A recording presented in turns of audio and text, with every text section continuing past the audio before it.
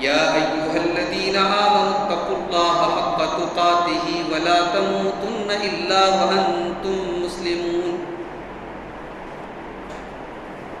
يا أيها الناس اتقوا ربكم الذي خلقكم من نفس واحدة وخلق منها زوجها وبث منهما رجالا كثيرا ونساء واتقوا الله الذي تساءلون به والأرحام إن الله كان عليكم رقيبا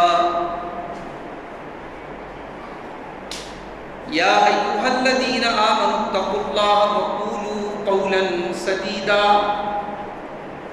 يصلح لكم أعمالكم ويغفر لكم ذنوبكم ومن يطع الله ورسوله فقد فاز فوزا عظيما أما بعد فإن خير الحديث كتاب الله وخير الهدي هدي محمد صلى الله عليه وسلم وشر الأمور محدثاتها وكل محدثة بدعة وكل بدعة ضلالة وكل ضلالة في النار أعوذ بالله من الشيطان الرجيم بسم الله الرحمن الرحيم ومن أعرض عن ذكري فإن له معيشة ضنكا ونحشره يوم القيامة أعمى قال رب لما حشرتني أعمى وقد كنت بصيرا قال كذلك أتتك آياتنا فنسيتها وكذلك اليوم تنسى. محترم علماء کرام، بزرگوں اور دوستوں، نوجوان ساتھیوں، پردہ نشین ماں اور بہنوں، پیارے بچوں،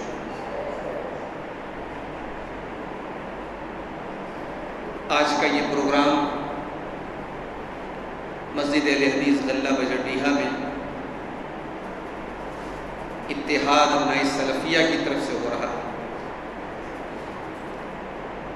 ہمارے بڑے فاضل دوست ہیں شیخ ظفر نعمان مکی صاحب. جب سے اتحاد ابناء سلفیہ کی ذمہ داری آپ نے سنبھالی ہے،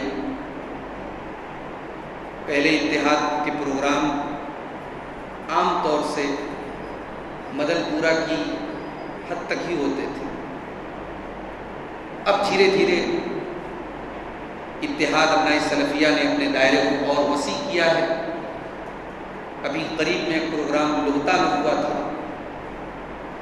آج یہ پروگرام بجردیہ میں ہو رہا ہے. ایک دو پروگرام ہمارے علاقے میں علی پورہ میں بھی ہوئے ہیں. یہ ایک قابل مبارکباد قدم ہے. اتحاد ابناء سلفیہ پورے بنارس کے ہمارے سلفی فارغین کی طرف منسوب تنظیم ہے اور اس کا دائرہ پورے بنارس میں ہونا چاہیے. اس کے کام کا دائرہ میں مبارکباد پیش کرتا ہوں اتحاد کے ذمہ داروں کو اور اس مسجد کے ذمہ داروں کو بھی جنہوں نے اتحاد کو یہ پروگرام کرنے کی اجازت دی. اور بڑی خوبصورت تقریر ابھی آپ نے سنی زبان کی ہلاکت کے موضوع پر. اللہ تعالیٰ ہم سب کو شیخ محترم کی باتوں پر عمل کی توفیق عطا فرمائے. میں نے آپ کے سامنے سورہ طٰہٰ کی ایک آیت پڑھی ہے. اس آیت میں اللہ تعالیٰ نے گناہ کا سائیڈ ایفیکٹ بتایا، گناہ کا نقصان بتایا. ایک گناہ کس کو کہتے ہیں؟ شریعت دو چیزوں کا نام، نیکی اور گناہ. شریعت کی بات مانو تو نیکی ہے اور شریعت کے خلاف جو گناہ ہے. یہی تو ہے. کوئی پوچھے گناہ کیا ہے؟ اللہ اور اس کے رسول کے خلاف جانا یہی گناہ ہے. اب یہ موٹی موٹی بات تو ہر آدمی جانتا ہے کہ گناہ کی سزا آخرت میں ملے گی. چور کو چوری کی سزا آخرت میں ملے گی. بے ایمان کو بے ایمانی کی سزا آخرت میں ملے گی، جھوٹے کو جھوٹ کی سزا آخرت میں ملے گی۔ سوال یہ ہے کہ کیا گناہ کا کوئی نقصان دنیا میں بھی ہے؟ اس سوال کا جواب اس آیت میں اللہ نے فرمایا وَمَنْ أَعْرَضَ عَنْ ذِكْرِي فَإِنَّ لَهُ مَعِيشَةً ضَنْكًا، جو ہمارے ذکر سے منہ موڑے گا، جو ہماری بات کو نہیں مانے گا، جو گناہ کرے گا، وَمَنْ أَعْرَضَ عَنْ ذِكْرِي فَإِنَّ لَهُ مَعِيشَةً ضَنْكًا، ہم اس کی زندگی کو تنگی والی بنا دیں گے، ہم اس کی زندگی کو پریشانی والی زندگی بنا دیں گے، اس کی زندگی کو ہم تنگ بنا دیں گے، مشکل والی بنا دیں گے، پرابلم والی بنا دیں گے۔ اور ایک تفسیر اس آیت کی یہ بھی کی گئی قبر میں عذاب دیں گے، جو گناہ کرے گا اسے قبر میں عذاب دیں گے، اس کی قبر کو تنگ کر دیں گے۔ وَنَحْشُرُهُ يَوْمَ الْقِيَامَةِ أَعْمَى، جو ہمارے ذکر سے منہ موڑا کرتا تھا اسے کل قیامت کے دن ہم اندھا بنا کر کے اٹھائیں گے۔ دنیا میں اس نے کبھی چشمہ لگایا ہو نہ لگایا ہو، دنیا میں اس کی آنکھیں بالکل صحیح سلامت رہی ہو، اس سے کوئی مطلب نہیں ہے، کل قیامت کے دن جب ہم اسے اٹھائیں گے تو اندھا بنا کر کے اٹھائیں گے۔ قَالَ رَبِّ لِمَ حَشَرْتَنِي أَعْمَى، بندہ کہے گا اے اللہ تو مجھے اندھا بنا کر کے کیوں اٹھا رہا ہے؟ وَقَدْ كُنْتُ بَصِيرًا، میں تو دنیا میں اچھا بھلا دیکھا کرتا تھا، میری بینائی میں کوئی کمی نہیں تھی، میری آنکھوں میں کوئی کمی نہیں تھی، میں تو بالکل اچھی طریقے سے دیکھا کرتا تھا۔ قَالَ كَذَلِكَ أَتَتْكَ آيَاتُنَا، اللہ فرمائے گا میرے بندے ہماری آیتیں تیرے سامنے پڑھی گئی، قرآن تیرے سامنے پڑھا گیا، نبی کی حدیثیں تیرے سامنے پڑھی گئی، تو ایک کان سے سن کر دوسرے کان سے اڑا دیا کرتا تھا، تو بھلا دیا کرتا تھا، تو نظر انداز کر دیا کرتا تھا، تو اگنور کر دیا کرتا تھا۔ وَكَذَلِكَ الْيَوْمَ تُنْسَىٰ، آج ہم تجھے اگنور کر دیں گے، آج ہم تیری طرف اپنی رحمت کی نظریں نہیں ڈالیں گے۔ گناہ انسان کو آخرت میں تو پریشان کرے گا، دنیا میں بھی پریشان۔ اچھا گناہ کہتے کس کو؟ آئیے گناہ کی تعریف، گناہ کی ڈیفینیشن، گناہ کی پریبھاشا اپنے نبی سے چل کر کے پوچھتے۔ اللہ کے پیارے نبی سے پوچھا گیا۔ اچھا صحابہ سوال بھی کیسے کیسے کرتے تھے؟ ہمارے یہاں سوال بڑے عجیب و غریب کیے جاتے ہیں۔ میرے پاس ایک سوال کی پرچی آئی ہے، میں انشاءاللہ اس کو بیان کروں گا تقریر کے آخر۔ واٹس ایپ پر تو ایسے ایسے سوال اللہ والے کرتے ہیں، اللہ کی پناہ ہے، میں تو بہت سارے سوالوں کو نظر انداز کرتا ہوں۔ صحابہ کرام سوالات وہ کرتے تھے جس سے دین اور دنیا کا کوئی مطلب ہو، جس سے ہماری نجات کا تعلق ہو، ہماری آخرت کا تعلق ہو، ہمارے دین کا تعلق ہو۔ فضول سوال نہیں کرتے تھے صحابہ، منع کیا گیا سوال کرنے سے، ایسا سوال کرنے سے۔ صحابی نے سوال کیا ہے اللہ کے نبی نیکی کیا ہے اور گناہ کیا ہے؟ نیکی کا مطلب بتا دیجیے اور گناہ کا مطلب بتا دیجیے۔ اللہ کے پیارے نبی نے دو لائن میں مطلب بتا دیا، فرمایا البر حسن الخلقی، نیکی اچھے اخلاق کا نام ہے، نیکی بہترین اخلاق کا نام ہے۔ ماتھے پر سجدے کا نشان اگر ہے، آپ نیک ہیں، لیکن اگر آپ کا اخلاق اچھا نہیں ہے تب آپ نیک نہیں ہیں۔ لمبی داڑھی آپ نے رکھی ہوئی ہے، پانچوں ٹائم کی نماز کے پابند ہے، بہت اچھی بات ہے، لیکن اگر آپ کا اخلاق اچھا نہیں ہے تو معاف کیجیے گا، آپ شریعت کی نظر میں اچھے نہیں ہیں، نیک نہیں ہیں۔ البر حسن الخلق، نیکی اچھے اخلاق کا نام ہے۔ والاثم ما حاک فی صدرک، اور گناہ کس کو کہتے ہیں؟ اللہ کے نبی نے فرمایا گناہ وہ ہے جس کو کرنے کے ٹائم تمہارے دل میں کھٹک پیدا ہو۔ گناہ کو کرنے کے ٹائم کھٹک پیدا ہو، بے چینی پیدا ہو، دل کے اندر ایک قسم کا اضطراب ہو، بے چینی ہو، ٹینشن ہو کہ یار یہ کام ٹھیک نہیں ہے، یہ کام میں جو کرنے جا رہا ہوں صحیح نہیں۔ الاثم ما حاک فی صدری، کا گناہ یہ ہے کہ تمہارے دل میں کھٹک پیدا ہو۔ وَكَرِهْتَ أَن يَطَّلِعَ عَلَيْهِ النَّاسُ، اور تمہیں یہ پسند نہ ہو کہ لوگ اس کے بارے میں جانیں. جس کام کو تم لوگوں سے چھپانے کی کوشش کرو تمہیں شرم آئے کہ کئی لوگوں کو پتہ نہ چل جائے, سمجھ جاؤ کہ وہ کام غلط ہے, وہ کام گناہ کا کام ہے. مگر یہاں ایک بات نوٹ کر لیجیے, کبھی کبھی انسان اتنا ڈھیٹ ہو جاتا ہے کہ گناہ کر کے شرماتا نہیں, گناہ کر کے چھپاتا نہیں ہے, گناہ کر کے اس کو ایکسپوز کرتا ہے, اس کو ظاہر کرتا ہے. اور یہ اور بڑا گناہ ہے. یہ گناہ کا سب سے خطرناک درجہ ہے کہ انسان گناہ کرنے کے بعد اس کو چھپائے نہیں, اس کو ظاہر کرے, اس کی نمائش کرے, اس کا اعلان کرے. اور یہ ایسا گناہ ہے کہ اس کی اللہ کے معافی. اللہ کے پیارے نبی فرماتے ہیں کل امتی معافن الا المجاہرین, میری امت کے تمام لوگوں کی معافی ہو جائے گی مگر ان لوگوں کی معافی نہیں ہوگی جو کھلم کھلا گناہ کریں گے. پھر آپ نے مطلب بتایا کہ کھلم کھلا گناہ کرنے کا مطلب یہ ہے رات میں انسان گناہ کرے وقت بات یسترہ ربہ, رات میں اس نے گناہ کیا, اللہ نے اس کے گناہ کے اوپر پردہ ڈال دیا, صبح ہوئی اس نے لوگوں کو اپنے گناہ کے بارے میں بتانا شروع کر دیا. یا فلان عملت البارحہ کذا و کذا, اے فلاں رات میں نے یہ کام کیا, رات میں نے ایسا کام کیا, اللہ نے تو اس کے اوپر پردہ ڈال دیا تھا. وَكَشَفَ سِتْرَ اللَّهِ عَنْهُ, لیکن اس نے اللہ کے پردے کو چاک کر دیا. یہ اتنا بڑا گناہ ہے, یہ اتنا بڑا گناہ ہے کہ اللہ کے نبی فرماتے ہیں کہ اس کی معافی اللہ کے نہیں. گناہ کی نمائش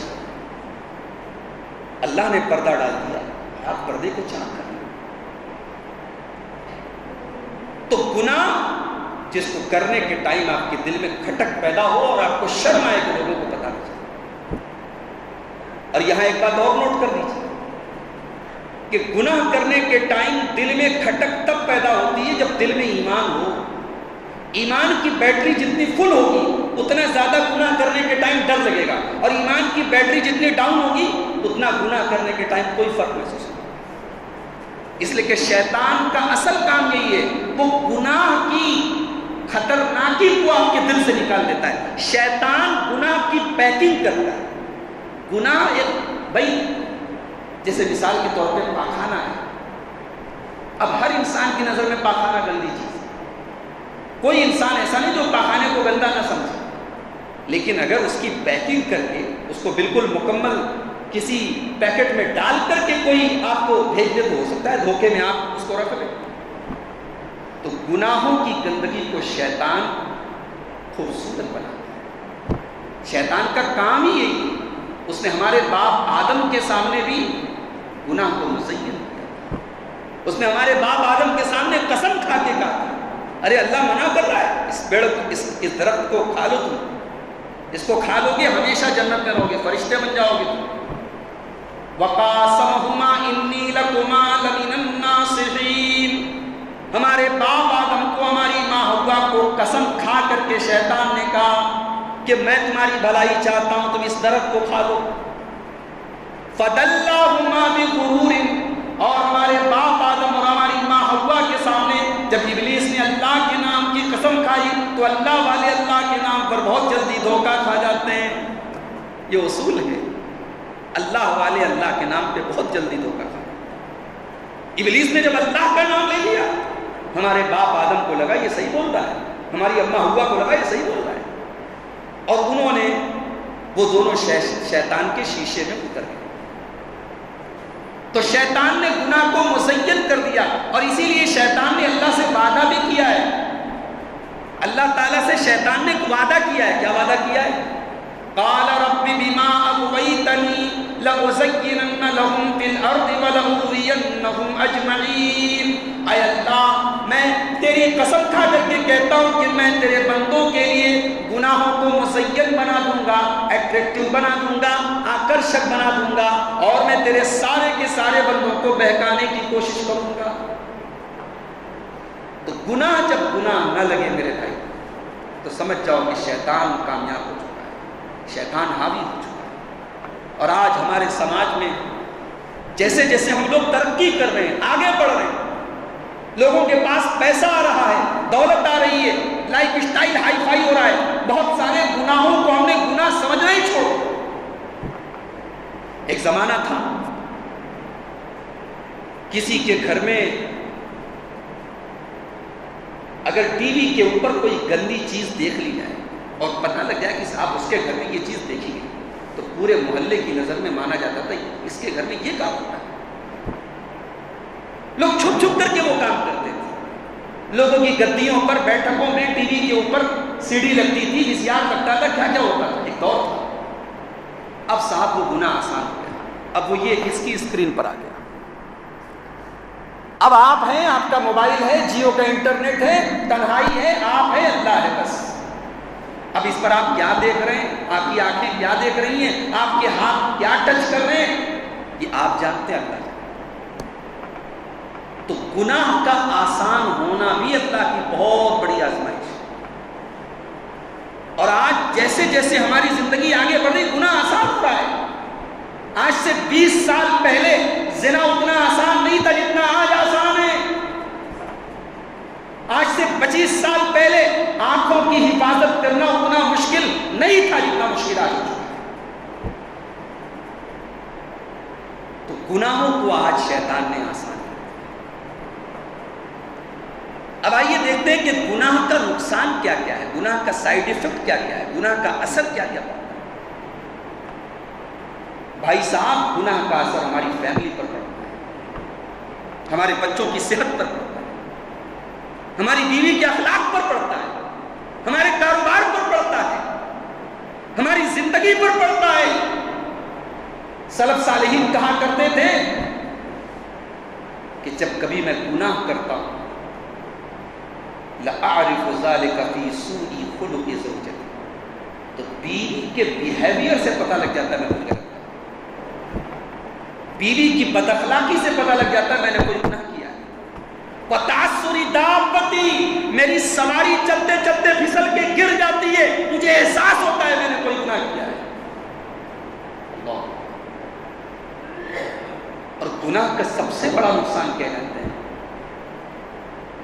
انسان کا دل جو ہے وہ ڈاؤن ہونے لگتا ہے، دل کے اوپر ایک پردہ چڑھنے لگتا ہے، دل ڈیڈ ہونے لگتا ہے۔ ڈیڈ کا مطلب وہ صحت والا ڈیڈ نہیں، صحت کے حساب سے دل آپ کا بہترین نہیں، شریعت کے حساب سے آپ کا دل ڈیڈ ہے۔ قرآن اس پر اثر نہیں کرتا، اللہ کے رسول کی حدیثیں اثر نہیں کرتی، جہنم کے عذاب کی باتیں اثر نہیں کرتی، دل ڈیڈ ہو رہا ہے، دل مردہ ہو رہا ہے۔ کَلَّا بَلْ رَانَ عَلَىٰ قُلُوبِهِمْ مَا كَانُوا يَكْسِبُونَ، میرے بندو تمہارے کرتوتوں کی وجہ سے تمہارے دلوں کے اوپر غلاف چڑھ گیا ہے، پردہ چڑھ گیا ہے۔ اللہ کے پیارے نبی فرماتے ہیں، ترمذی کی روایت ہے، جب بندہ کوئی گناہ کرتا ہے اس کے دل کے اوپر ایک کالے رنگ کا دھبا ڈال دیا جاتا ہے۔ فَإِذَا نَزَا وَاسْتَغْفَرَ وَتَابَ، اگر بندہ گناہ سے باز آ جائے، توبہ کر لے، اللہ سے معافی مانگ لے، اس دھبے کو اللہ تعالیٰ ہٹا دیتا ہے۔ لیکن اگر بندہ گناہوں سے توبہ نہ کرے اور بار بار گناہ کرے تو وہ کالے رنگ کے دھبے اس کے دل کے اوپر بڑھتے چلے جاتے ہیں، حتیٰ تعلو قلبہ، یہاں تک کہ اس کے دل کے اوپر چھا جاتے ہیں۔ کتنے لوگ ہیں وہ نماز نہیں پڑھتے اور ان کو کوئی فرق بھی نہیں پڑتا کہ کتنے لوگ ہیں وہ سود کھاتے ہیں اور انہیں کوئی فرق نہیں پڑتا کہ وہ سود کھاتے ہیں، کتنے لوگ ہیں وہ جھوٹ بولتے ہیں اور انہیں کبھی ڈر نہیں لگتا کہ میں جھوٹ بولوں۔ تو گناہ جب انسان کرتے کرتے اس کا عادی ہو جاتا ہے تو دل کے اوپر ایک جو ہے غلاف چڑھ جاتا ہے، دل کے اوپر ایک پردہ چڑھ جاتا ہے۔ گناہ کا ایک نقصان یہ بھی ہے کہ دنیا کے اندر طرح طرح کی مصیبتیں ہیں۔ ابھی آپ دیکھیں آپ کے پڑوسی ملک میں آدھا سے زیادہ ملک ڈوبا ہوا ہے سیلاب میں، ویڈیوز ایسے ایسے آ رہے ہیں دیکھ کر کے دل دہل جائے، آدمی زندہ ہے، پورا گھر تباہ ہو چکا ہے، کسی پیڑ کے سہارے اپنے آپ کو سنبھالے ہوئے ہیں اور اچانک سیلاب کی اور باڑھ کی ایک لہر آتی ہے اور اس کو لے کے چلی پانچ کے پانچ بھائی فوراً انتقال کر جاتے ہیں، چھوٹے چھوٹے بچے، کتنا جانی اور مالی نقصان۔ آپ کے بنارس میں اس بار تو سیلاب کا اثر بہرحال کم تھا لیکن بہرحال تھا، موجود ہے۔ جو گنگا کے آس پاس کی جو بستیاں ہیں خالی پڑی ہیں، لوگوں کے کارخانے بندے، لوگوں کے پاور لوم بندے، لوگوں کی درگاہ بندے. تو یہ جو مصیبتیں ہیں، سیلاب ہے، سونامی ہے، زلزلہ ہے، کہیں بارش نہیں ہو رہی ہے، کہیں ضرورت سے زیادہ ہو رہی ہے، کیوں ہے یہ انسانوں کی کرتوت کرتے ہیں. ظہر الفساد فی البر والبحر بما کسبت ایدی الناس. زمین کے اندر جو بھی فساد ہے، جو بھی بگاڑ ہے، جو بھی تباہی ہے، جو بھی پریشانی ہے، میرے بندوں کو تمہارے ہاتھوں کی کرتوت کا نتیجہ ہے. لِيُذِيقَهُمْ بَعْضَ الَّذِي عَمِلُوا. اللہ تعالیٰ تمہاری کچھ حرکتوں کی سزا تم کو دینا چاہتا ہے. لَعَلَّهُمْ يَرْجِعُونَ. تاکہ تم اللہ کی طرف رجوع کرو. مگر ہم رجوع کہاں کرتے ہیں؟ باڑھ آتی ہے تو لوگ جاتے ہیں مزہ لینے کی، تماشا دیکھنے کی. کسی کا مکان ٹوٹ گیا اور آپ تماشا دیکھ، کسی کا آشیانہ لٹ گیا اور آپ جا کر کے ویڈیو بنا رہے. شرم آنی چاہیے. تو اللہ نے کہا مصیبتیں ہم اس لیے نازل کرتے ہیں تاکہ لوگ رجوع کریں، لوگ اللہ کی طرف پلٹیں. ہم پلٹتے نہیں، ہمارے دل اتنے سخت. فلولا اذ جاءهم باسنا تضرعوا. میرے بندو ہونا تو یہ چاہیے تھا جب تمہارے اوپر مصیبتیں آئیں تو تم اللہ کی بارگاہ میں گر گڑاتے. فلولا اذ جاءهم باسنا تضرعوا ولكن قست قلوبهم وزين لهم الشيطان ما كانوا يعملون. لیکن تمہارے دل سخت ہو گئے اور شیطان نے تمہارے لیے گناہوں کو مزین کر دیا. دل سخت ہو گیا. ہمیں احساس بھی نہیں ہوتا کہ گناہ کی وجہ سے ہم پر کیا کیا مصیبتیں آئی. ہم تو اسی چکر میں پریشان ہیں صاحب، فلانے کی حکومت آ گئی، فلانے کی حکومت آ گئی، ہمارا کاروبار یہ ہو گیا. ارے ہم چور ہیں، ہمارا پورا کاروبار A to Z بھرشٹاچار پر ڈیپینڈ ہے. ہم اپنی اصلاح نہیں کرتے، اپنے دامن میں ہم نہیں چاہتے اور ہم کہتے ہیں صاحب حکومت چور ہے، فلاں چور ہے، فلاں سے مصیبت ہے. مصیبت تو ہمارے اپنے کرتوتوں کا نتیجہ ہے. انسان کے گناہ کی وجہ سے اس کی روزی چھین لی جاتی ہے. اللہ کے پیارے نبی صلی اللہ علیہ وسلم فرماتے ہیں ان العبد لیحرم الرزق بذنب یصیبہ. بندے کی مقدر کی روزی جو اس کے ملنے والی ہوتی ہے اس کے گناہ کی وجہ سے چھین لی جاتی ہے. گناہ انسان کو ذلیل کرتا ہے، آخرت میں تو ذلیل کرے گا ہی کرے گا، دنیا میں بھی گناہ ذلیل. انسان اللہ کو ناراض کر کے عزت نہیں پا سکتا. عزت کا مطلب کیا ہوتا ہے صاحب؟ عزت کا مطلب یہ نہیں ہے کہ لوگ آپ کو دیکھ کر آپ کو سلام کریں. عزت کا مطلب یہ ہوتا ہے لوگ آپ سے محبت کریں، لوگ آپ کی قدر کریں، لوگ آپ کا احترام کریں. اور وہ احترام اور وہ عزت اللہ کو ناراض کر کے آپ نہیں پا سکتے. کتنے بڑے بڑے علماء ہیں. شیخ عبدالعزیز ابن باز سعودی عرب میں رہتے تھے، آج ہندوستان کی بڑی آبادی ان سے محبت کرتی. علامہ البانیہ کے رہنے والے تھے، آج ان کا نام اور احترام سے لیتے ہیں. امام بخاری کے انتقال کو 1000 برس گزر گئے، آج ان کی کتاب ہم مدرسوں میں پڑھتے ہیں. کیوں صاحب؟ یہ لوگ ہمارے لیے کوئی پیسہ چھوڑ کے گئے کیا؟ کوئی پراپرٹی چھوڑ کے گئے کیا؟ ان سے کوئی فائدہ ہے؟ ان کی نیکی، ان کا علم، ان کا عمل، ان کا تقویٰ، اس نے ان کو لوگوں کی نظر میں محبوب بنایا. تو گناہ انسان کو ذلیل کرتا ہے. اسی لیے اللہ نے فرمایا سورہ فاطر کے اندر من کان یرید العزت فللہ العزت جمیعا. عزت اگر حاصل کرنا چاہتے ہو تو یاد رکھو عزت کا مالک اللہ ہے. من کان یرید العزت فللہ العزت جمیعا. عزت کا مالک اللہ تعالیٰ ہے. الیہ یصعد الکلم الطیب والعمل الصالح یرفعہ. تمام کی تمام پاکیزہ کلمات اللہ ہی کی طرف چڑھتے ہیں. ہم جو بھی نیک اچھی باتیں بولتے ہیں، پاکیزہ کلمات بولتے ہیں، وہ اللہ کی طرف چڑھتے ہیں. امام بخاری اس آیت کو لائے ہیں کتاب التوحید میں، صحیح بخاری میں، اور اس سے ثابت کرتے ہیں کہ اللہ اوپر ہے. اس لیے کہ نیکی اللہ کی طرف چڑھتی ہے، بھئی چڑھے گی اس کی طرف جو اوپر ہوگا. اس آیت سے ثابت ہوا کہ اللہ اوپر ہے. اللہ کی ذات اوپر ہے، اللہ اپنے عرش پر مستقر ہے. اللہ کا علم ہر جگہ ہے، اللہ کی قدرت ہر جگہ ہے، اللہ کا پاور ہر جگہ ہے، مگر اللہ کی ذات اوپر ہے. اللہ اپنی ذات کی طرف تو اللہ نے فرمایا کہ نیک کلمات اس کی طرف چڑھتے ہیں. والعمل الصالح یرفعہ. اور آدمی جب نیک بات بولتا ہے اور اس کے بعد نیک عمل کرتا ہے تو نیک عمل سے اس کی بات میں وزن پیدا ہوتا ہے۔ والذین یمکرون السیئات لهم عذاب شدید، اور جو لوگ گناہ کا کام کرتے ہیں ان کے لیے دردناک عذاب ہے۔ ومکر اولئک هو یبور، اور گناہ کرنے والوں کی مکاری چلنے والی ہے۔ گناہ انسان کو ذلیل کرتا ہے، گناہ سے انسان کا علم چھین لیا جاتا ہے۔ ہم نے کتنے ایسے لوگوں کو دیکھا جو کسی ادارے کے فارغ تھے، لمبی داڑھی تھی، 10 سال انہوں نے مدرسے میں گزارا تھا، بخاری کی حدیثیں پڑھی تھی، مسلم کی حدیثیں پڑھی تھی، استاد کے سامنے بیٹھ کر کتابیں پڑھی تھی، JNU چلے گئے، جامعہ ملیہ چلے گئے، یونیورسٹی کے ماحول میں چلے گئے، دین سے دور ہو گئے، داڑھی صفا چٹ ہو گئی، نمازوں کو چھوڑ دیا۔ آج ان کی گفتگو میں، آج ان کی بات چیت میں کہیں ایسا احساس نہیں ہوتا کہ یہ عالم ہے۔ آج ان سے ملاقات ہوتی ہے تو افسوس ہوتا ہے کہ کیا یہ وہی آدمی جس کو ہم نے کل مدرسے میں قرآن اور حدیث پڑھتے ہوئے دیکھا؟ گناہ کی وجہ سے انسان کا علم چھین لیا جاتا ہے۔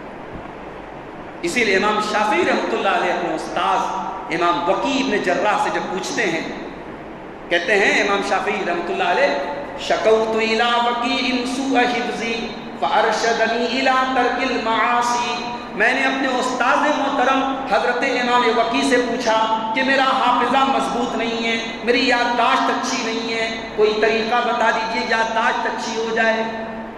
کتنے حافظ قرآن ہیں، قرآن کو کے حافظ بنے، اس کے بعد گناہوں کی دنیا میں، گناہوں کی دلدل میں چلے گئے، ان کا قرآن کا حفظ ختم، اللہ نے چھین لیا ان کے سینے سے قرآن۔ بھئی قرآن کا حافظ ہونا بڑے نصیب کی بات،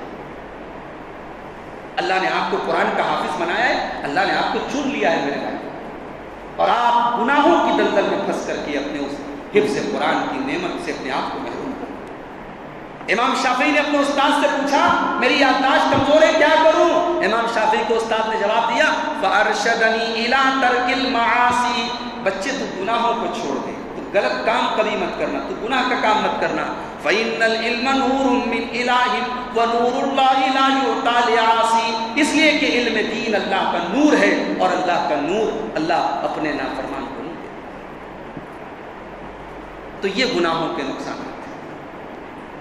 اب آئیے تقریر کے اگلے پوائنٹ کی طرف بڑھیں، گناہوں سے بچا کیسے جائے؟ بھائی گناہ کو ہم نے سمجھ لیا، گناہوں کے نقصان کو بھی سمجھ لیا، اور ہم سب گناہ کرتے ہیں۔ اس مسجد میں اس مجلس میں بیٹھا ہوا کوئی شخص اگر یہ کہتا ہے کہ صاحب میں نے کبھی گناہ نہیں کیا، جھوٹ بولتا ہے۔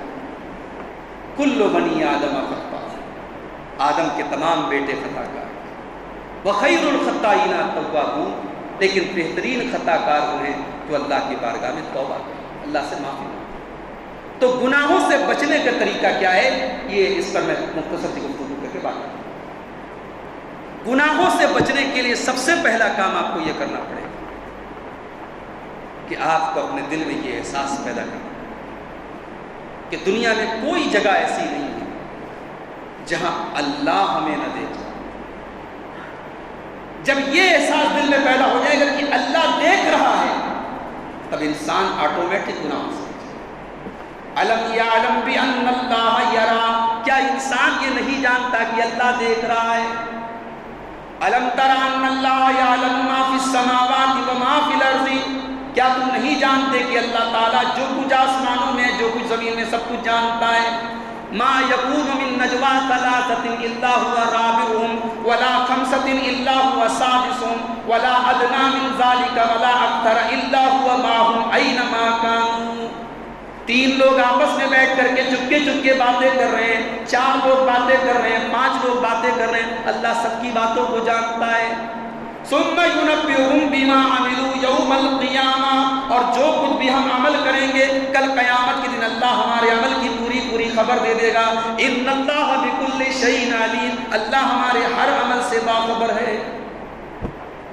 یہ احساس اگر پیدا ہو جائے اللہ دیکھ رہا، اور یہ احساس اگر واقعی میں پیدا ہو جائے، بھرشٹاچار ختم ہو جائے، چوری ختم ہو جائے۔ عبداللہ ابن عمر رضی اللہ تعالیٰ عنہ سفر میں جا رہے ہیں، بھوک لگی ہے، پیاس لگی ہے، ایک چرواہے کو دیکھا بکریوں کو لے کے جا رہا ہے، بلایا ادھر آؤ، ایک بکری کا دودھ دھو کر کے مجھے پلا۔ اس نے کہا صاحب یہ بکریاں میری نہیں ہیں، میں تو غلام ہوں، میں تو چرواہ ہوں، میرے مالک نے مجھے چرانے کو حکم دیا ہے، میں بکری کا دودھ آپ کو نہیں دے سکتا۔ عبداللہ ابن عمر کو بڑی حیرت ہوئی کہ ایک غلام آدمی، ایک چرواہا آدمی، ایک دیہاتی آدمی، اس کے دل میں اللہ کا اتنا ڈر ہے۔ عبداللہ ابن عمر نے اس کو پرکھنے کے لیے، جانچنے کے لیے، اس کا ٹیسٹ لینے کے لیے اس کو ایک آفر کیا، کہا ایک کام کرو، تم اتنی ساری بکریاں ہیں، تم ایک بکری مجھے دے دو، میں بکری کا دودھ بھی پی لوں گا اور ضرورت پڑی تو بکری کو ذبح کر کے اس کا گوشت بھی کھا لوں گا اور تم کو پیسہ بھی دے دوں گا، اور تم اپنے مالک سے کہہ دینا کہ میں جنگل میں گیا تھا اور بھیڑیا آیا اور ایک بکری کو لے کے چلا گیا، تمہارا مالک کوئی کچھ کہے گا بھی نہیں، کیونکہ بکریاں بھیڑیا آتے رہتے ہیں، بکریوں کو لے کے بھاگ جاتے ہیں۔ عبداللہ ابن عمر نے یہ آفر پیش کیا اس چرواہے کو جانچنے کے لیے کہ دیکھیں اس کے دل میں کتنا اللہ کا ڈر۔ وہ چرواہا کوئی پڑھا لکھا نہیں تھا، اس کے پاس کوئی ڈگری نہیں تھی، اس کے پاس ایمان تھا، اس کے پاس تقویٰ تھا، اس کے پاس اللہ کا ڈر تھا۔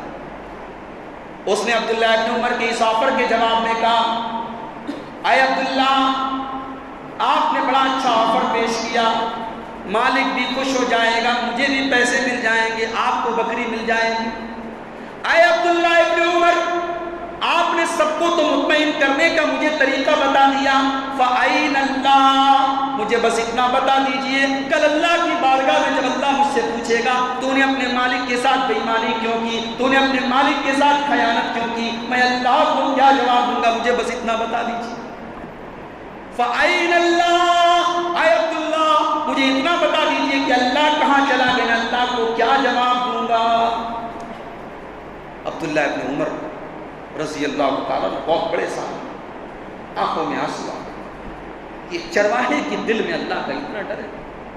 مدینہ پہنچے، اس کے مالک کا پتہ لگایا، وہ جس کا غلام ہے، مالک کو بلایا، اس کی قیمت دے کر کے اس کو آزاد کیا، اور پھر اس غلام سے کہا تیرے اس ایک جملے نے آج تجھے غلامی سے آزاد دلائی ہے، اور کل یہی جملہ تجھے قیامت کے دن جہنم کی آگ سے آزادی دلائے گا، کیونکہ تیرے دل میں اللہ کا ڈر ہے۔ تو نے کہا کہ اللہ کو کیا جواب۔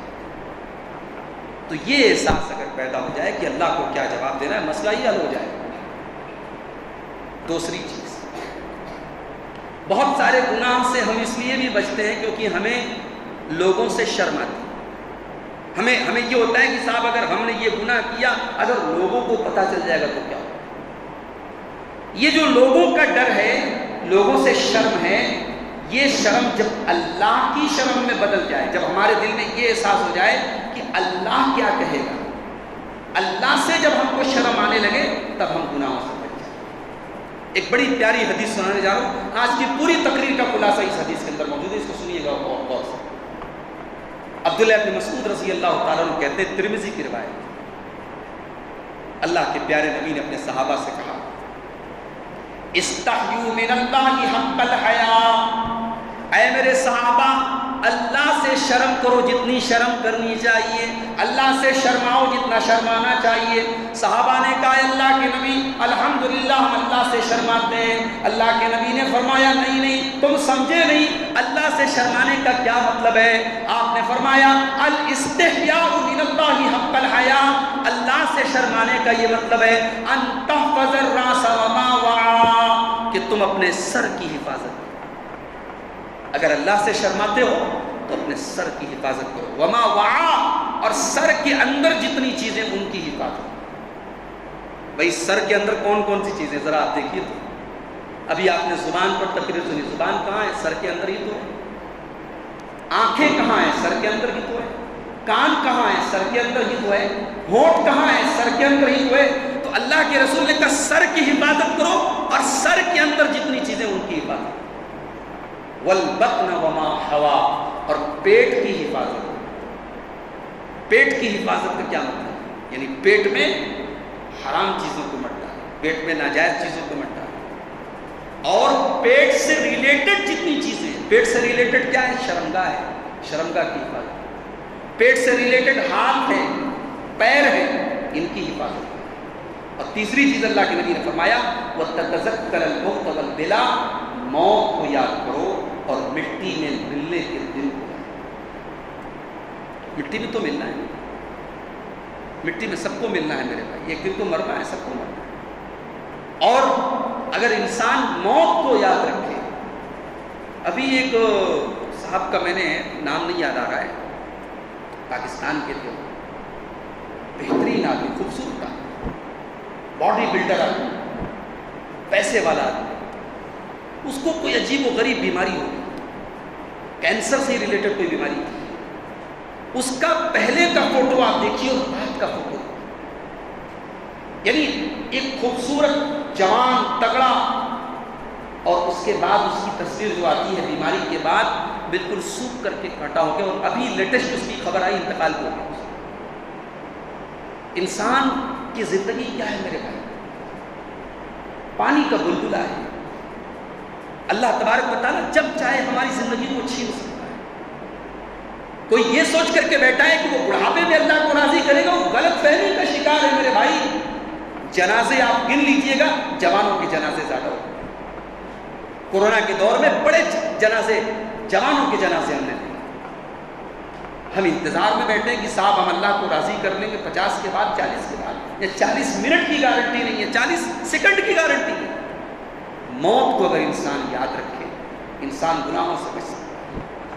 اسی لیے اللہ کے پیارے نبی فرماتے ہیں اکثروا ذکر حالم اللذات یعنی الموت، لذتوں کو توڑ دینے والی چیز موت کو کثرت سے یاد کیا کرو۔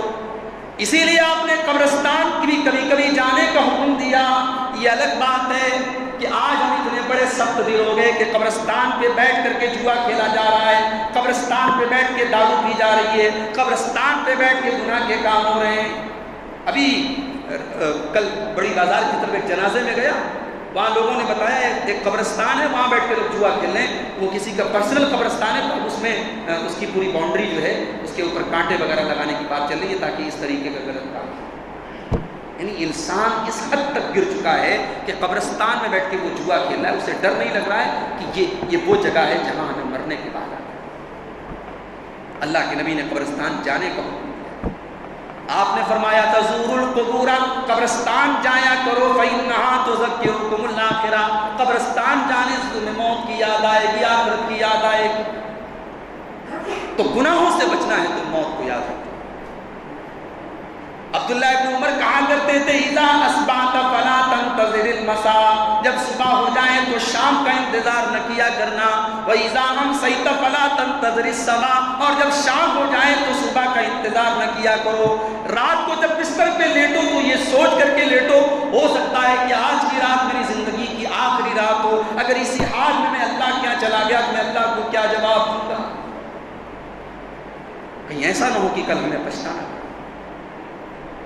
کل اللہ کی بارگاہ میں ہمیں پچھتانا پڑے کہ اے اللہ ہم نے تو بڑے گناہ کیے، بڑی لاپرواہی کی، بڑی کوتاہی کی۔ ان تقول نفس یا حسرتا علی ما فرطت فی جنب اللہ، میرے بندو کہیں ایسا نہ ہو کل قیامت کے دن تمہیں پچھتانا پڑے اور تم اپنی زبان سے یہ کہو کہ اے اللہ ہائے افسوس، میں نے تیرے بارے میں بڑی کوتاہی کی، میں نے بڑی لاپرواہی کی۔ کل اللہ کی بارگاہ میں جب ہم پچھتائیں گے تو وہاں ہمارے پاس کوئی راستہ نہیں، یہاں تو راستہ ہے۔ جانتے ہو جب جہنمی لوگ جہنم میں چلے جائیں گے تو جہنمی لوگ رو رو کر کے کلپ کلپ کر کے اللہ سے ریکویسٹ کریں گے، اللہ سے گزارش کریں گے۔ کیا گزارش کریں گے؟ ربنا اخرجنا منها فإن عدنا فإنا ظالمون، اے اللہ ایک بار تو ہم کو جہنم سے نکال دے، ہم وعدہ کرتے ہیں اب کوئی گناہ کا کام نہ کریں گے، اب تجھے کوئی ناراض کرنے والا کام نہیں کریں گے۔ اے اللہ ایک چانس ہمیں اور دے دے، اگر اب پھر سے اگر ہم نے کوئی گناہ کیا تو تو جو سزا دے دے ہم کو منظور ہے۔ اللہ کیا جواب دے گا؟ قال اخسئوا فیہا ولا تکلمون، اللہ فرمائے گا نہیں تم ذلیل ہو کر کے اسی جہنم میں رہو، ولا تکلمون، تم مجھ سے بات مت کرو۔ اللہ کہے گا بات مت کرو، خبردار مجھ سے بات مت کرو۔ تو کل جب اللہ یہ کہے گا مجھ سے بات مت، اس دن ہماری کوئی بات اللہ کے یہاں مانی نہیں جائے۔ آج تو کم سے کم اللہ ہم سے یہ تو کہہ رہا ہے کہ مجھ سے معافی مانگو. آج تو ہمارا رب روزانہ رات کے آخری حصے میں آسمان دنیا پر نازل ہوتا ہے اور ہم سے کہتا ہے کہ میرے بندوں مجھ سے معافی مانگ لو، میں تمہیں معاف کروں، مجھ سے توبہ کر لو، میں تمہاری توبہ قبول کروں. تو آج تو وہ ماننے کو تیار ہے اور ہم منانے کے لیے تیار ہیں. تو میرے بھائیوں، اگر ہم گناہوں سے بچنا چاہتے ہیں تو ہم یہ بات یاد رکھیں کہ ہمیں موت آئے گی اور ہمیں اللہ کے سامنے پیش ہوگا. اور ہم یہ بھی یاد رکھیں کہ ہمارے ایک ایک عمل کو ریکارڈ کیا جا رہا ہے. ہم اکیلے میں جو کام کرتے ہیں وہ بھی ریکارڈ ہو رہا ہے، پبلک کے سامنے جو کام کرتے ہیں وہ بھی ریکارڈ ہو رہا ہے. وَإِنَّ عَلَيْكُمْ لَحَافِظِينَ كِرَامًا كَاتِبِينَ يَعْلَمُونَ مَا تَفْعَلُونَ. میرے بندو، ہمارے فرشتے تمہارے اوپر مقرر ہیں، وہ تمہاری ایک ایک حرکت کو نوٹ کر رہے ہیں، ایک ایک حرکت کو ریکارڈ کر رہے ہیں. مَا يَلْفِظُ مِنْ قَوْلٍ إِلَّا لَدَيْهِ رَقِيبٌ عَتِيدٌ. تیری زبان سے جو بھی لفظ نکلتا ہے وہ ریکارڈ کیا جا رہا ہے، وہ نوٹ کیا جا رہا ہے. دنیا میں سونار کا ترازو جو ہوتا ہے وہ سب سے خطرناک ترازو ہے. سونار کے ترازو پر اگر عورت کی ناک کی نتھیا بھی رکھ دی جائے تو ترازو بتا دے گا یہ کتنے ملی گرام. اللہ کا ترازو کیسا ہوتا ہے؟ اللہ کا ترازو جانتے ہو کیسا ہوتا ہے؟ وَنَزَعُ الْمَوَازِينَ الْقِسْطَ لِيَوْمِ الْقِيَامَةِ. قیامت کے دن ہم انصاف کا ترازو رکھیں گے. وَإِنْ كَانَ مِثْقَالَ حَبَّةٍ مِّنْ خَرْدَلٍ أَتَيْنَا بِهَا.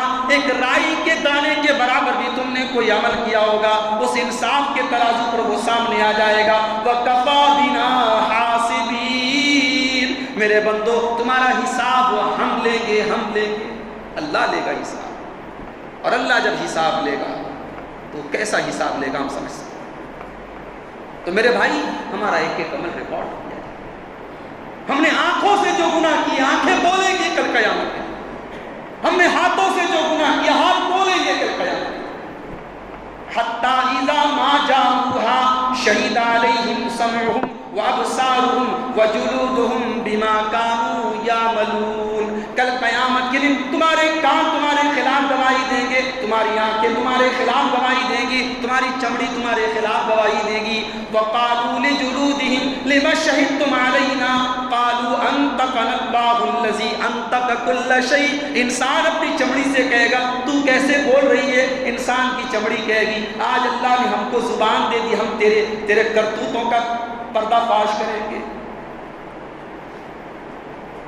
ایک آخری بات بیان کر کے بات ختم کروں. آج سب سے زیادہ جو ڈینجرس چیز ہے، سب سے خطرناک جو چیز ہے، تنہائی کے لیے. لوگوں کے سامنے تو آدمی ایسے بھی شریف بن جاتا ہے، پانچوں ٹائم نماز پڑھ رہا ہے، مسجد میں آ رہا ہے، صف اول میں آ رہا ہے. سوال یہ ہے کہ اس کی پرائیویٹ لائف کیسی، اس کی تنہائی کیسی، وہ اکیلے میں اس کا معاملہ کیا ہے.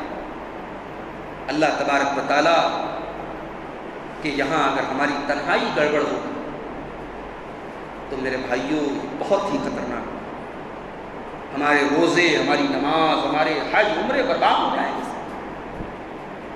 میں جو حدیث پڑھنے جا رہا ہوں اس حدیث کو سننے کے پہلے اپنے دل پر ہاتھ رکھیے گا اور سوچئے گا یہ میرے نبی کی حدیث ہے، میرے نبی کا فرمان ہے. اور نبی نے جو بات کہی ہمارا ایمان ہے وہ 110% سچ ہے، اس میں کوئی فرق نہیں. اللہ کے نبی فرماتے ہیں، ابن ماجہ کی صحیح روایت ہے، لَيَأْتِيَنَّ أَقْوَامٌ مِّنْ أُمَّتِي يَوْمَ الْقِيَامَةِ.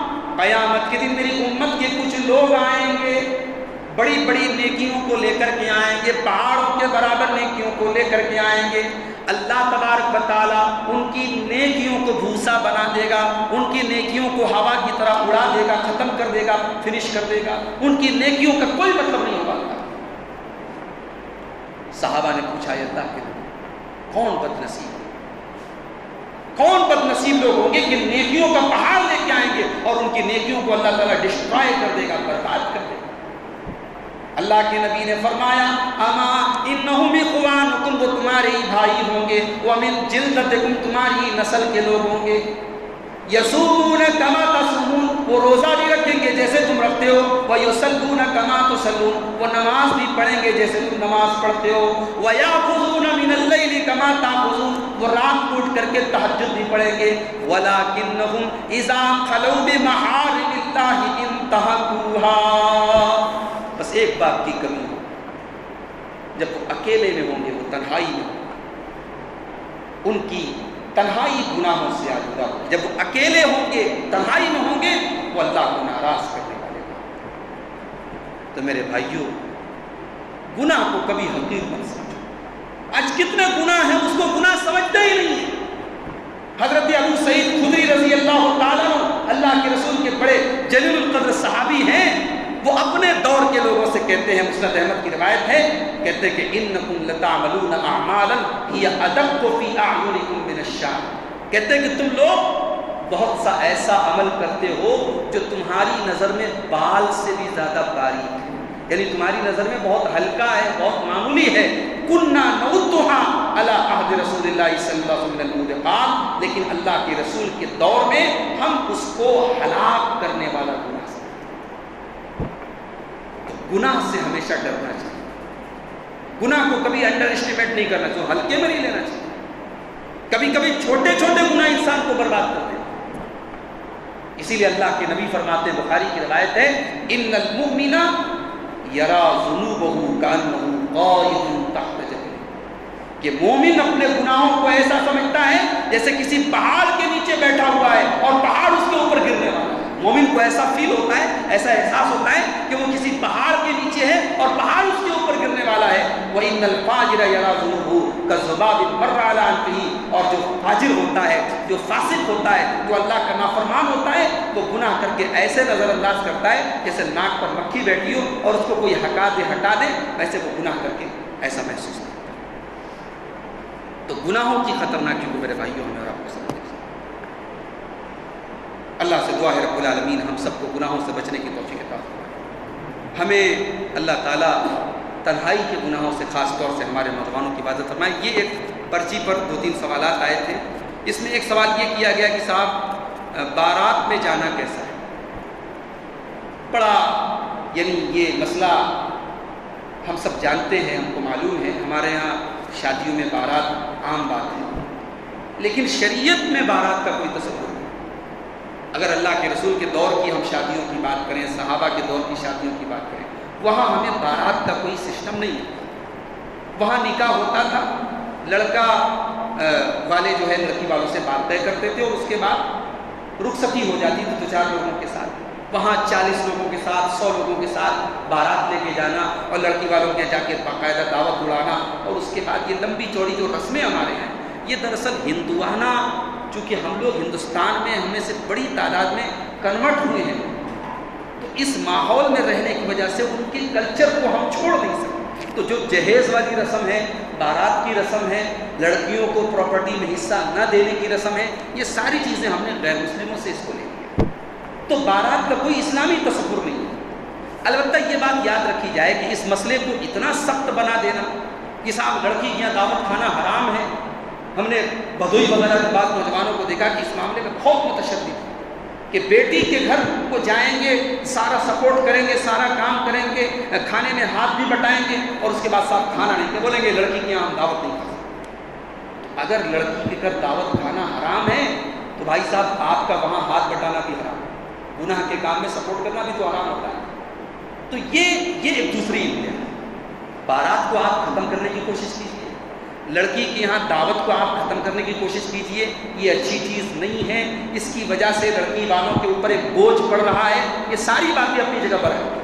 لیکن میں ایک سمپل سا سوال آپ سے کرتا ہوں کہ آپ نے بنا کسی وجہ، کوئی وجہ نہیں ہے، آپ نے اپنے گھر مجھے دعوت دی، میں دعوت کھا سکتا ہوں کہ نہیں کھا سکتا؟ تو کسی کے گھر دعوت کھانے کے لیے دلیل کی ضرورت نہیں ہے، کوئی اپنی خوشی سے کسی کو بھی دعوت کھلا سکتا ہے۔ تو اگر لڑکی کا باپ اپنی خوشی کے طور پر 100 لوگوں کو دعوت دے رہا ہے تو اس میں کوئی حرج کی بات نہیں ہے، لیکن یہاں مسئلہ یہ ہے کہ یہ رسم بن چکی ہے، لڑکی کے گھر دعوت ایک رسم بن چکی ہے، اور اس کی وجہ سے سماج میں نکاح مشکل ہو رہا ہے۔ لڑکی والوں کے لیے کتنے لوگ تو قرضہ لے کے شادی کرتے ہیں، لڑکی کی شادی قرضہ لے کے ہو رہی ہے، مسجدوں میں لوگ آ کے بھیک مانگتے، چندہ مانگتے کہ صاحب میری لڑکی کی شادی، تو یہ غلط ہے۔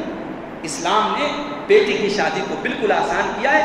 ہم نے اپنے رسم و رواج کی وجہ سے اسے ایسا مشکل کر دیا کہ آج جو ہے لڑکی کی شادی کرنا زندگی کا ایک کارنامہ مانا جاتا ہے. یعنی آدمی جب اپنا کارنامہ گناتا ہے, میں نے مکان بنوایا, میں نے یہ کیا, پھر کہتا ہے میں نے لڑکی کی شادی کی, 4 لڑکیوں کی شادی کی. یعنی یہ اتنا مشکل کام ہے کہ لوگ اس کو اپنی زندگی کی اپلبدھی بتاتے ہیں, اپنا کارنامہ بتاتے ہیں. تو بیٹیوں کی شادی کو مشکل مت بنائیے, ان رسموں کو توڑیے. البتہ یہ ہے کہ اگر کوئی خوشی کے طور پہ بیٹی والے اگر اپنے گھر بھی کچھ مہمانوں کو بلا کر کے دعوت کھلاتے ہیں تو کوئی حرج کی بات نہیں ہے, اس کو ہم غیر شرعی یا حرام نہیں کہہ سکتے. ایک آخری سوال اس میں یہ تھا کہ ایڈوکیٹ فیض سید صاحب کا بیان سننا صحیح ہے یا نہیں. ایڈوکیٹ فیض سید صاحب ایک دائی ہیں, ایک بردر ہیں, تقریر کرتے ہیں, لیکن وہ باقاعدہ طور پر عالم دین نہیں. اب ان کی تقریروں میں بہت ساری ایسی چیزیں پائی گئی ہیں جو غلط ہیں, اور جس پر علماء نے اعتراض کیا کہ یہاں غلط ہیں. کچھ چیزوں سے انہوں نے رجوع بھی. تو میں کسی کا نام لے کر کے آپ سے یہ کہوں کہ ان کو مت سنیے, ان کو مت سنیے, اس سے بہتر ہے کہ میں آپ کو یہ ریکمینڈ کرتا ہوں کہ چونکہ آپ جب تقریر سنیے تو علماء کی سنیے جو پراپر چینل سے آئے ہیں. بھئی ہمارے محلے میں بے ڈگری والا ڈاکٹر بھی ہے اور ڈگری والا ڈاکٹر بھی ہے, لیکن اگر ہم کوئی سیریس بیماری میں مبتلا ہیں تو ہم بے ڈگری والے کے یہاں نہیں جاتے. ویسے بے ڈگری والے کو تو ایسے بھی نہیں جانا چاہیے, لیکن اگر سیریس میٹر ہو تو ہم ڈگری والے کے یہاں جو اسپیشلسٹ ہے اس کے پاس جاتے ہیں کہ بھائی صاحب اس نے پڑھا ہے, اس کے پاس علم ہے, نالج ہے. ہارٹ کا مسئلہ ہم کارڈیولوجسٹ کے پاس جاتے ہیں, لیور کا مسئلہ ہے ہم گیسٹرولوجسٹ کے پاس جاتے ہیں, جو جس کان کا مسئلہ ہم ENT والے کے پاس جاتے ہیں. تو اسی طریقے سے دین کا مسئلہ ہے تو آپ علماء سے کانٹیکٹ. اگر ہر ایرا غیرا نتھو خیرا مطلب وہ تقریر کر سکتا ہے, وہ بیان کر سکتا ہے, وہ لیکچر دے سکتا ہے, تو بھی جامعہ سلفیہ کو تو بند کر دینا چاہیے. کہا ہے بلا وجہ لوگ پریشان بنے, کروڑوں روپیہ خرچ ہو رہا ہے, مدرسوں کو بند کر دینا چاہیے. تو یہ جو ایک پراپر چینل بنا ہے کہ 10 سال اساتذہ سے علم دین حاصل کیا جا رہا ہے اور اس کے بعد ایک آدمی دین کے کام میں لگا ہے, دعوت کے کام میں لگا ہے, ایسے لوگوں کو ہمیں پروموٹ کرنا چاہیے. انٹرنیٹ پر آج بہت سارے مقرر ہیں, اسپیکر ہیں, بہت اچھے اچھے انداز میں تقریر کرتے ہیں, لیکن سب لوگوں کی بات صحیح ہے ایسا نہیں ہے. تو آپ علماء سے مشورہ کیجئے کہ ہمیں کن لوگوں کو سننا چاہیے. موجودہ وقت میں ہمارے ہندوستان کے علماء میں اگر ہم بات کریں, شیخ ابو زید ضمیر کو آپ سنیے, بہت بہترین عالم دین ہیں. شیخ جلال الدین قاسمی صاحب بہت بہترین عالم دین ہیں. شیخ عبدالعظیم مدنی, عبدالحسیب مدنی, اور اسی طریقے سے شیخ ابو رضوان محمدی. ہمارے بنارس میں بھی بہت سارے ہمارے اساتذہ ہیں, علماء ہیں, آپ ان کو سنیے, علماء کو سنیے میرے بھائی, جنہوں نے علم دین کو سیکھا ہے. صرف زبان اور کان کی چاشنی کے لیے مت سنیے, آپ علم دین کو صحیح لوگوں سے حاصل کیجیے. یہی میری آپ کی گزارش ہے. آخر میں اللہ سے دعا ہے رب العالمین ہم سب کو کہنے سننے سے زیادہ عمل کی توفیق عطا فرمائے. رب العالمین دنیا اور آخرت دونوں جہان میں ہم سب کو کامیاب فرمائے. آمین. وآخر دعوانا الحمدللہ.